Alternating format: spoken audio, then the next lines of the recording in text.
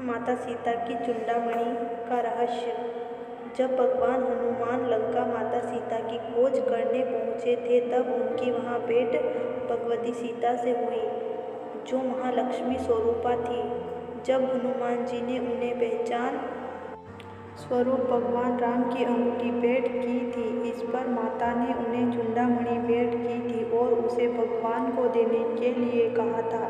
भगवती सीता ने उन्हें चूड़ामणि ही क्यों दी, इसके पीछे भी कथा है, जो कि यह साबित करती है श्री राम लीला में सब कुछ यह पूर्व निर्धारित था, मात्र लोक कल्याण के लिए लीलाएं की जा रही थी। माता ने जो चूड़ामणि हनुमान जी को दी थी वह सामान्य नहीं थी, अपितु चूड़ामणि जिस राज्य में रहती थी वह अपराजय होता था, इसलिए माता ने वह चूड़ामणि हनुमान जी को दी थी ताकि भगवान श्री राम उसका वध कर धरती को पाप के भार से मुक्ति दिला सके। इस चूड़ामणि की कथा का उल्लेख धर्मशास्त्रों में मिलता है, जिसके अनुसार एक समय की बात है कि सृष्टि के कल्याण के लिए देवताओं व असुरों ने सागर मंथन किया था। उस समय सागर से 14 रत्न निकले थे और 2 देवियां प्रकट हुई थी, एक थी रत्नाकर नंदिनी और दूसरी थी महालक्ष्मी। रत्नाकर नंदिनी ने भगवान श्री हरि को देखते ही अपना सर्वस्व अर्पित कर दिया था। जैसे ही देवी रत्नाकर नंदिनी भगवान विष्णु से मिलने के लिए आगे बढ़ने लगी, तब सागर ने अपनी पुत्री रत्नाकर नंदिनी को दिव्य रत्न जड़ित चूड़ामणि भेंट की, जो कि विश्वकर्मा ने निर्मित की थी और देवताओं द्वारा पूजित मणि बन गई।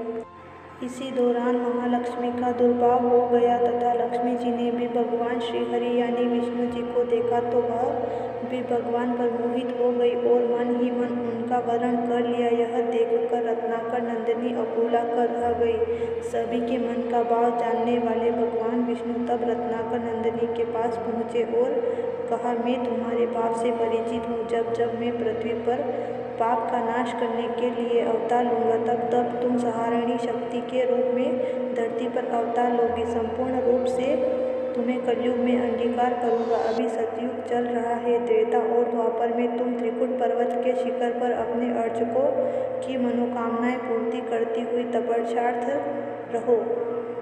तपस्या के लिए विदा लेते समय देवी रत्नाकर नंदिनी ने अपनी चूड़ामणि निशाने के तौर पर श्री हरि को दे दी।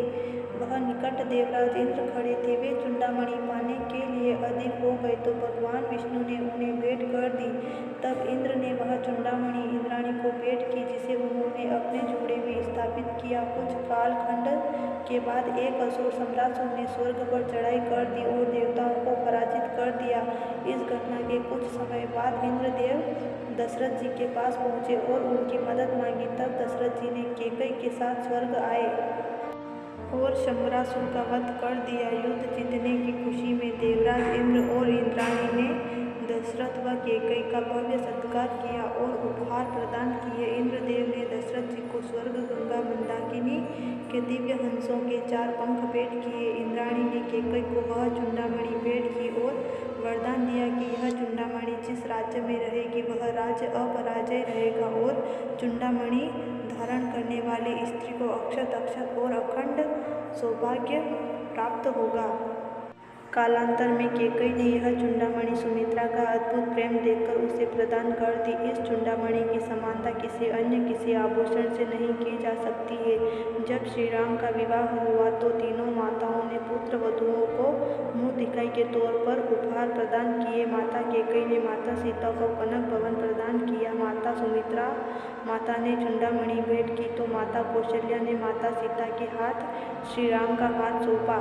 सीताहरण के पश्चात यह चूड़ामणि माता सीता ने हनुमान जी को अपने निशाने के तौर पर दी थी। माता अन्य कोई आभूषण भी हनुमान जी को दे सकती थी, लेकिन उन्होंने यह चूड़ामणि यह सोचकर हनुमान जी को सौंपी थी, यह चूड़ामणि जिस राज्य में रहेगी उसे जीता नहीं जा सकता है।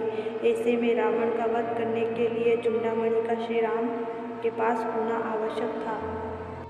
तो दोस्तों, यह थी माता सीता और चूड़ामणि की कथा। तो अगर आपको मेरी इस वीडियो में बताई गई इस कथा की जानकारी अच्छी लगी हो तो मेरे चैनल को लाइक, सब्सक्राइब और शेयर करके जाना। धन्यवाद दोस्तों।